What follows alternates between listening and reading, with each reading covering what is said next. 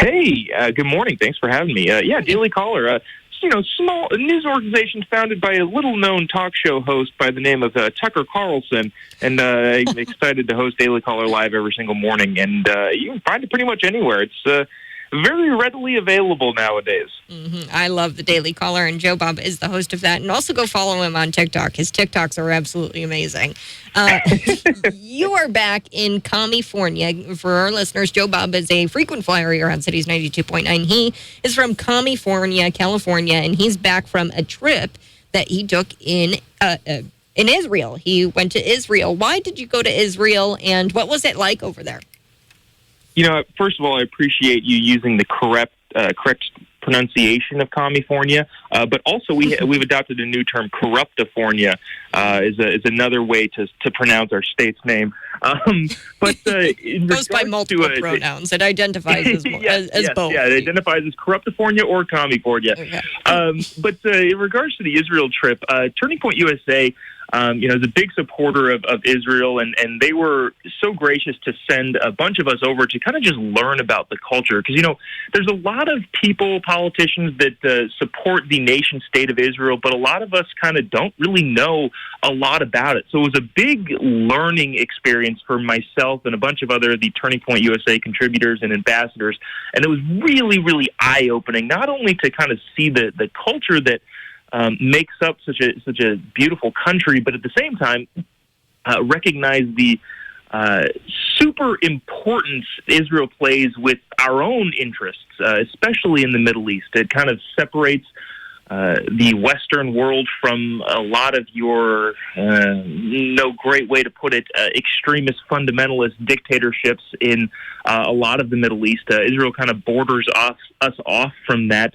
And so there's not only, fantastic culture over there, but also a really, really strategic partnership with the United States. And just kind of learning all about that was really, really fascinating. And we came back with a wealth of knowledge of, how to combat any of the people that are like, pro-Palestine and all that nonsense. So that's why we went, and it was really, really informational and informative. Now, why in the world would being pro-Palestine be a bad thing? That's where I've always been confused. I don't understand why. Who is it? Ilhan Omar. Their ilk. They come out and they're very pro-Palestine, and I just don't get it, because aren't those? They're the ones who are the aggressors in this situation, are they not? So if I can briefly explain this, and this was actually super interesting to learn about all of this sort of stuff. So Palestine is not a governmental, it's not a people group, it is a land. It is geography. Imagine you're talking about the Rocky Mountains. There's no people group, there's no government, there's no monetary system of the Rocky Mountains. It's a geographical location. So when people say, Palestine, they're talking about the land, at least first. And now they've become a people group, but originally first it was just a piece of land. Now, in the 40s, 1948 specifically, there was an agreement in the UN that said, okay, let's separate the Israeli state, which is generally made up of a Jewish population that were trekking back to their ancestral homeland, and an Arab state. And this divided Palestine, the land mass of Palestine, which is now the state of Israel, into Israeli hands and Palestinian hands. Here's the problem. The Arab groups that ruled the nation didn't like the UN's solution, the two-state solution. So they said, no, we want it all, which, of course, made the Israelis, the now Israeli state, say, okay, we'll fight you for it. Now, there could have been a two-state solution, and what we're getting at is the Arab rulers / Palestinians, they're now called, said, no, we don't like that. And then they lost everything. So the bottom line here is they're trying to say, well, you pushed us out of our country and all of this sort of stuff. One, there was never a country. It was just a geographical location. And two, not only was there not any sort of governmental system that is called Palestine, they're trying to play the victim card because they didn't accept a deal that they were offered way back when. They lost the battle, they lost the war, and they lost any sort of agreement that they could have had, and are now complaining about it some 70 years later. I hope maybe that summed up the very, very extensive history at least a little bit to kind of just figure out what Ilhan Omar and Rashida Tlaib and AOC and all of your pro-Palestinian people, they're trying to play the victim card is the bottom line. And unfortunately, it doesn't, unfortunately for them, it doesn't really make sense as to why they would get to do that. Wow. And, it's always been a confusing topic for me because I've never really understood what had happened. Jobob from TPUSA, he's also the host of the Daily Caller. He's joining us on the Morning Buzz, and he's laying out the history, the facts, and that the Palestinians, they are playing this victim card. And it's because they lost out on some sort of deal back in history. Yeah. So, and this is to my understanding too. And again, I'm not an Israel expert, but when Israel was made a state, like a nation state, an entire country, the offer was given to anybody who was already there to stay there. Now, I think like 700 to 800,000 Arabs left Israel, and those are the people that are now called Palestinians. They left the nation state of Israel, but again, a lot did not. People don't know this, but about 20% of Israel's population is Muslim. Now, people say, well, Israel is anti-Muslim, and Israel wants to, defeat Palestine, yada, yada, yada, yada. That's just not the case. What happened was people left because they wanted to and went into countries like Syria and Jordan and Lebanon, and Egypt, and come to find out, they weren't welcome there like they would have been in the nation-state of Israel. So now all of them want to come back, but the state is already set up, and that's why people are talking about, well, the Palestinians aren't allowed to return. Well, they didn't need to leave in the first place. And again, I'm not an expert on this, but what it seemed like is, given the fact of how tolerant Israel is. So think about this, too. We were in Tel Aviv. There is a mosque, a Muslim house of worship in downtown Tel Aviv, as well as all over the country. It was pointed out, and I looked this up, that there are no synagogues in Baghdad. So when you want to talk about tolerance and you want to talk about acceptance, there was a deal on the table, and Palestinians, the people that are now called Palestinians, didn't accept that deal, and now they're trying to say that, it was stolen from us and all that sort of stuff. That's just not the case. And there's, the whole country is very, very tolerant of really whatever you want to do, but at the same time, they have to protect themselves and their borders, and that's why you have this conflict that, for some reason, a bunch of our super woke Congress people are taking a big part in. I don't quite understand why. Wow. Jobob from TPUSA laying it out there.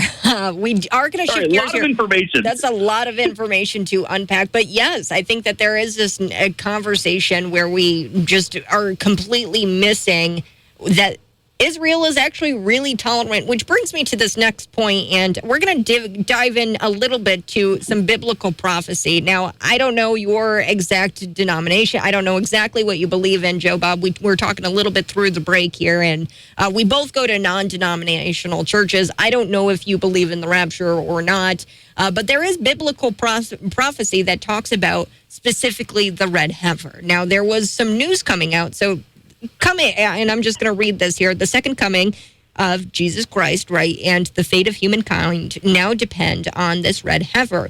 So in order for the Jews to rebuild the temple and prepare the way for the return of the Messiah, they must be purified with the ashes of a red heifer. A qualified red heifer has not been found in Israel for almost 2,000 years, and yet red cattle are not really so unusual in the United States. They are in Israel, and this just broke I think it was on a Friday. I'm not exactly sure when it happened, but it was within this past week. Red heifers are now in Israel, and they haven't been there for 2,000 years. And biblical prophecy says that it's foretelling that the second coming is going to happen again. Jobob, your thoughts on biblical prophecy and how it relates to Israel? This is a huge thing to unpack. As far as the red heifers go, I'm not going to say I'm super confident. I don't really know. I'm not.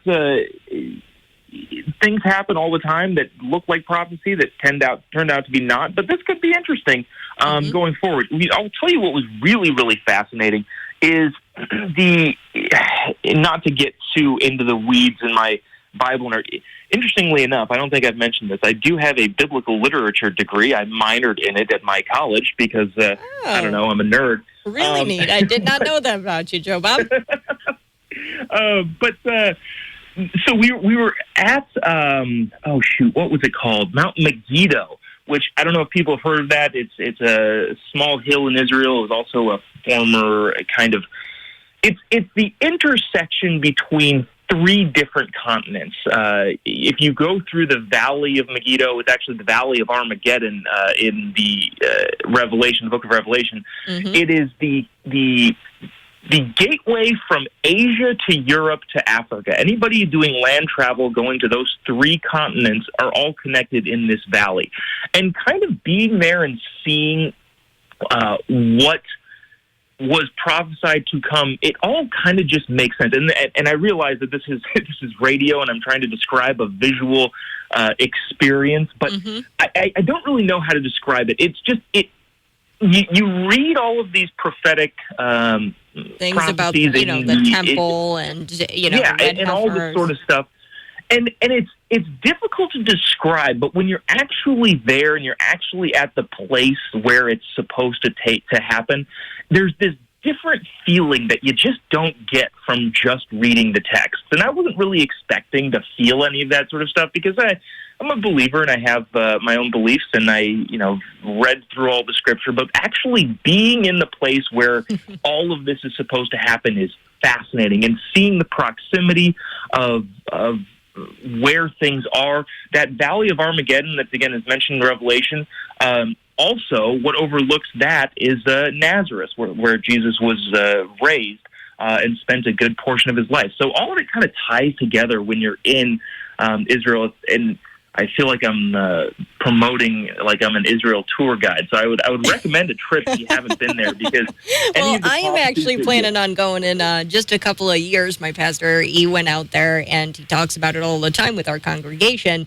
I'm really excited to go out there in just a couple of years with my congregation. But Jobob, we are pushing up against a break. Thank you so much for telling us about this amazing experience, about the political side of it, and about the biblical prophecy side of it. I'm so glad that you got to join us here on the Morning Buzz. Real quick, how do we find you and learn more about the show you host, Daily Caller? Yeah, you can find me pretty much anywhere. So Jobob, one grandparent was Joe, the other one was Bob, in case people are confused. You can just type in Jobob, pretty much any social media platform. We just started streaming on Getter. So now we're on Getter each and every morning, but we also stream on Facebook, Twitter, YouTube, all of your main platforms. But type in either the Daily Caller or just Jobob, and you'll be able to find me. Thanks, Jobob. You have a great rest of your Wednesday. Appreciate it. Thank you so much. That's Jobob, and he told us about his trip to Israel. Wow, so amazing. It was incredible to hear his experience. I can't wait to go in just a couple of years. 309-451-9299. If you missed that interview, you can always check it out on cities929.com. It'll be published there at the end of the show, which is coming up. Last segment, we're going to be talking about this Fox News Channel Greg Gutfeld show and how he focused in on this ad that takes place in our very own state of Illinois. That's next.